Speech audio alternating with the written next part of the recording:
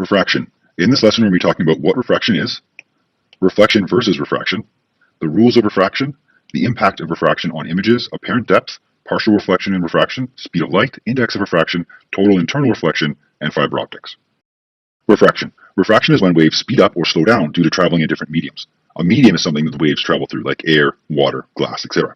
As the light changes speed, it changes direction, which causes the image created to become distorted. So you can see a distorted image down here between the lines outside the glass and the lines inside the glass.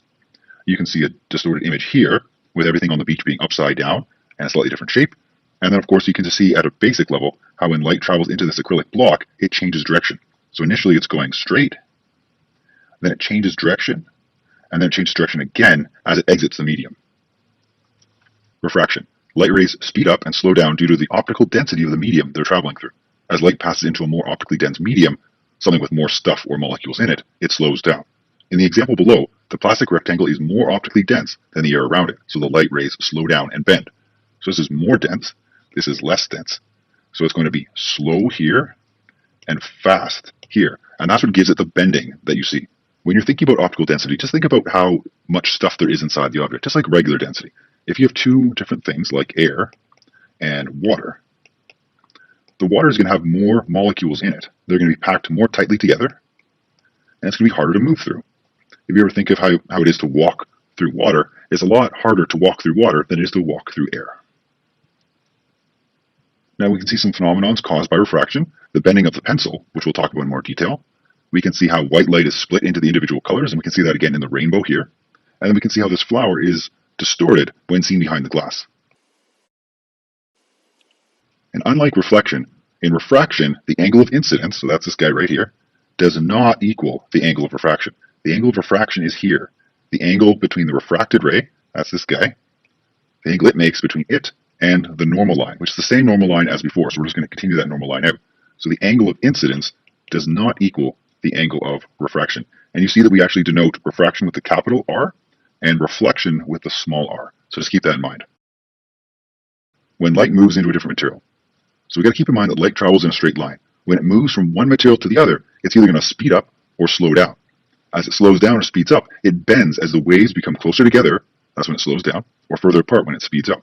So if we're going from medium 1 into medium 2, you can see the waves become more compressed, so it's going to slow down. And we can see that they're more compressed because they're closer together. In medium 1, they're going to be farther apart, so it's going to speed up. Now, it just depends on which direction you're going. If you're going from 1 to 2, then we're going to see a slowing of the light waves as they come together, and we're going to bend towards the normal. If you're going to go from 2 to 1, you can see the waves are going to get further apart, and we're going to speed up. You can see that the waves, as they travel from right to left, they hit that medium, and you can see that they bend.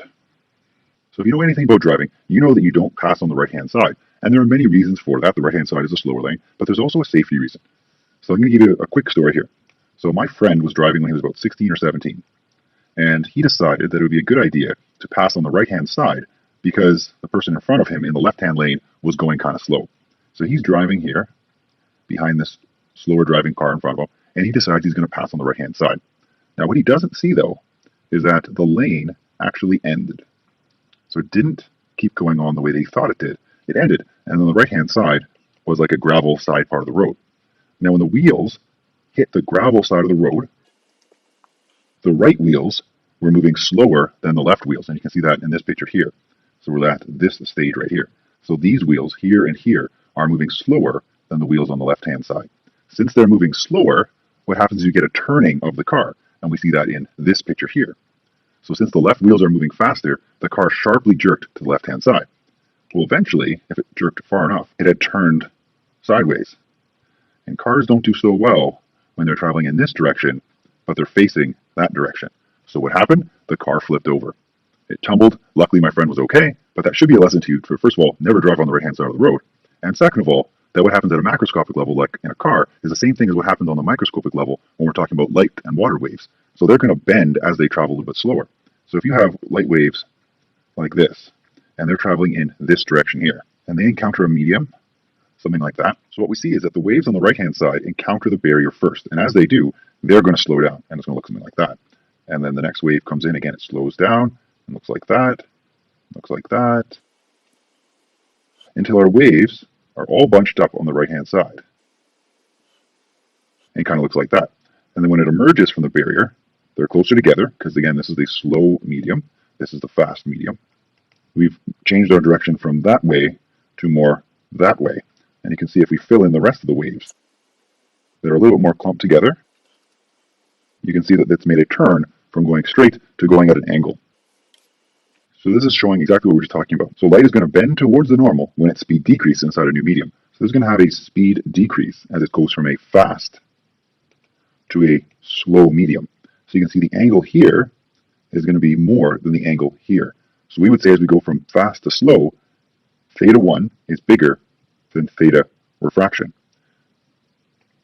Now when we go from the refraction side, the acrylic block side, back to the air, we draw another normal. And now you can see that the angle here, we're going to call this the new incident angle, is going to be smaller than the refracted angle. So when we go from slow to fast, now our angle of incidence is less than our angle of refraction. Rules of refraction.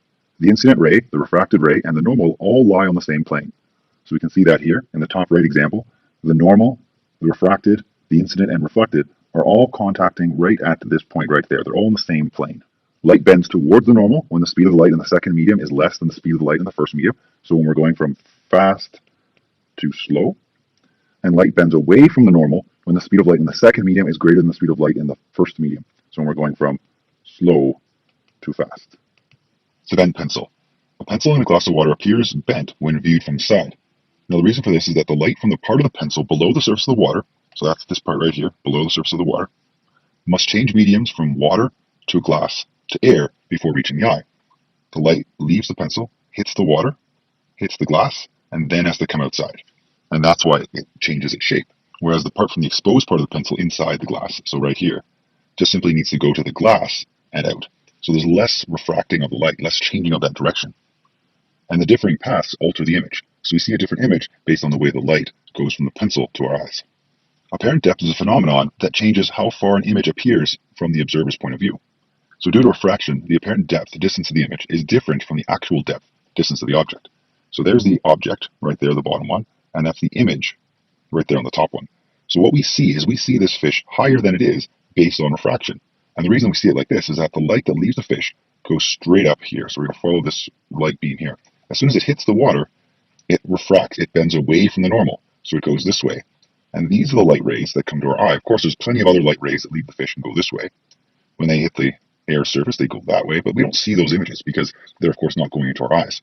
But if we take a ray that goes from the fish, we hit the air, we bend it, it goes into our eye, but now our eye thinks that those light rays are straight because we know that light rays travel in straight lines. So our brain extends those rays down and assumes that the object is right here, even though that's simply the image, whereas the object is below. Partial reflection and refraction. Some materials, such as water, both reflect and refract light. So that's why there's some reflection, but you can also see through it. So in this picture here, we can see plenty of reflection, right? You can see the mountains being reflected, the trees being reflected in the water surface. Here is pretty obvious. Pretty much everywhere you can see the reflection from the mountains and the trees. But you can also see through the water. We can see the rocks down below. So a surface like this water is both refracting light, because the light's passing from the rocks into our eyes, and it's reflecting light, because light is bouncing from the trees to the water surface into our eyes. Partial reflection and refraction. Now this phenomenon can be exaggerated by applying a second film to the surface of such things such as windows and glasses. This film allows some incident rays to be refracted, but much more of the incident rays are also reflected. You got to keep in mind though that some refraction is required, otherwise no light would reach the person's eyes and they wouldn't be able to see. We need light to be able to go from out here into the actual eye itself so the person can see. So some needs to pass through the glasses. But what this is saying is that most of it hits the glasses and bounces off due to this reflecting surface. Speed of light. The speed of light is different in various media, but it's always less than that of the speed of light in a vacuum.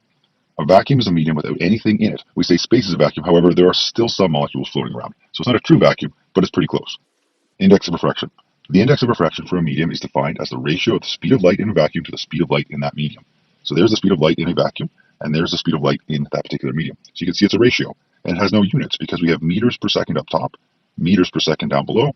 They cross each other out, and we're left with a unitless quantity. Check your understanding. The speed of light in water is 2.25 times 10 to the 8 meters per second. Calculate the index of refraction for water. The speed of light in a vacuum is 3.0 times 10 to the 8. So we know that N is going to equal to C over V. That's our equation. We're told that c is the speed of light, so that's 3.0 times 10 to the 8. And we know the speed of light in water is 2.25 times 10 to the 8. Now meters per second up top and meters per second down below cancel out. This times 10 to the 8 also cancels out from top and below, and we're left with 3 divided by 2.25, and that gives us an end value of 1.33 without any units. So that's our final answer right there. Check your understanding. Calculate the speed of light in diamond if diamond has an index of refraction of 2.42 and light travels at 3.0 times 10 to the 8 meters per second in a vacuum. So N equals C over V. Now we're looking for the speed of light in diamond, so that's going to be our V value. So we need to rearrange this equation. So we're going to rearrange. We're going to say that V is going to equal to C over N. C is 3.0 times 10 to the 8. N is 2.42. We have meters per second up top, and we have no units down below. So we know our answer is going to be in meters per second. So we're going to do 3 times 10 to the 8 divided by 2.42, and we get an answer of 1.24 times 10 to the 8 meters per second. Now that brings us to total internal reflection. Total internal reflection occurs when the light simply cannot refract out, it only reflects. So we got to keep in mind that light bends away from the normal when it speeds up at the boundary of two media, i.e. when light moves from acrylic plastic to air. So we just draw that out real quick, and we'll call this plastic down here, and we'll call this air up here. We'll draw a normal, and we'll do an incident ray. So as we go from plastic to air, we're going to bend away from the normal like that. So this will be our angle of refraction, and this will be our angle of incidence. And in this case, we'd say the angle of refraction is bigger than the angle of incidence because we're bending away from the normal. As the angle of incidence increases, so does the angle of refraction. When the angle of refraction becomes 90 degrees, it no longer leaves the first medium. So let's see what that looks like here. I'm just going to draw 3 examples of light bending. So we have 3 different examples of incident rays. And now what we're going to find is that the refracted ray is going to be bigger than the incident. So that'll be our first one. That'll be our second one. And now our third one is going to bend so much because our angle of incidence is so big that it's actually going to come right along there. So that gives us an angle of 90 degrees here. And you can see it doesn't actually enter the second medium.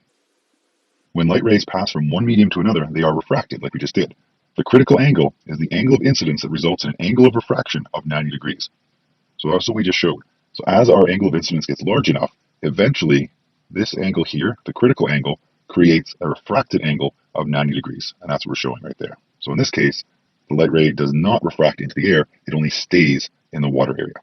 If the angle of incidence is increased past this critical angle, then the ray will become totally internally reflected. When this occurs, the refracted ray disappears and only a reflected ray is visible. And this is called total internal reflection. And you can see this example here. The light rays hit the surface, so this is the reflecting surface right here, and then they bounce right back in. They actually don't go into this other medium up here. And that's what we show here in the second diagram as well. So since the incident angle is greater than the critical angle, no light is refracted, 100% of the light is instead reflected. If the critical angle, let's just say, is 48.1 degrees, and we found that out through trial and error, then any angle greater than 48.1 degrees, so if it was 48.2 degrees, then you would get total internal reflection. There'd be no refracted rays because we are exceeding the critical angle even by 0.1 degrees. Diamonds are a very good case of total internal reflection because diamonds have a really high index of refraction, and this combined with their many faces creates the desired sparkly look. So once a light ray enters a diamond, it tends to bounce around several times before exiting through the top face. The sparkle is seen as the light exits that diamond and goes back towards you. Now the sparklier the diamond is, the more it's desired and the more it can sell for. A high refractive index means the critical angle is pretty small. In the case of diamonds, it's only 24.4 degrees. That means that any ray coming in at an angle greater than 24.4 degrees will be totally internally reflected. In the diagram on the right, the angle of incidence measured from the incident angle in the normal is greater than 24 degrees. So you can see right here, that angle right there is close to 45 degrees. This angle right here is 45 degrees. So you can see that since 45 is greater than 24.4, we get total internal reflection. We don't get any light coming out here. We don't get any light coming out here. We instead get all the light coming out up top. Now the cut of the diamond is very important to how light is able to move and reflect. The more times it reflects internally, the more sparkly it is. Now here's the 3 examples. So a well-cut diamond gives us the most sparkle, it's the most brilliant, and again that's because we get that nice total internal reflection. So we get light rays coming in, they bounce, and then they leave the diamond up top. So that's good, that's what we want. Now the second example, if it's cut too deep, what happens is that our light ray comes in, it does hit at an angle bigger than 24.4 degrees, so that's good. But what happens when it reflects inside the diamond, bounces this way, and now our incident angle is really small. You think if we're going to measure it from the normal, that's going to be the angle right there. That's going to be our angle of incidence. In this case, it's going to be less than 24.4 degrees, and you're going to get the light escaping. So now the light is going to go up here. So you'll see something like this with the light going out that way. And you won't get that sparkliness. The light won't come out the top. And the same thing when the cut is too shallow. You're going to get your light coming in, and when it's too shallow, sometimes this angle here, if it's cut shallow enough, will be less than 24.4 degrees, and your light will be able to escape out the bottom part of the diamond, and it won't be seen from the top. So again, you're not going to get a very brilliant, sparkly look from that diamond there. Fiber optics is another application of total internal reflection. So fiber optics use light to transfer information through a glass cable. The critical angle of the two must be small, so that the light entering the cable will most likely have a greater incident angle, like we just talked about. As long as our incident angle is greater than our critical angle, then we get total internal reflection, and that's what we want. If the incident angle is greater, the light will internally reflect and be passed down the cable to its destination, and that's what we want. And that's what we're showing right here in this cable here. So you see light bouncing around, and it gets to its destination. We'll just call that D, and we'll call that start. And that's what we want. We want the signal to get from the start to the destination intact. If we lose light through the cable, then we're not going to get our full signal being sent from one point to the other. And this is important because fiber optics are used in communications like phones, computers, TVs, instrument panels of cars, and then a lot of medical applications. So for instance, an endoscope is a camera with two different fiber optic cables. One lights the body, so one supplies light to the body, while the other carries the reflected light back, so the image can be seen on a screen. This allows us to look inside people without having to cut them open, which is much more invasive. And that concludes our lesson on refraction.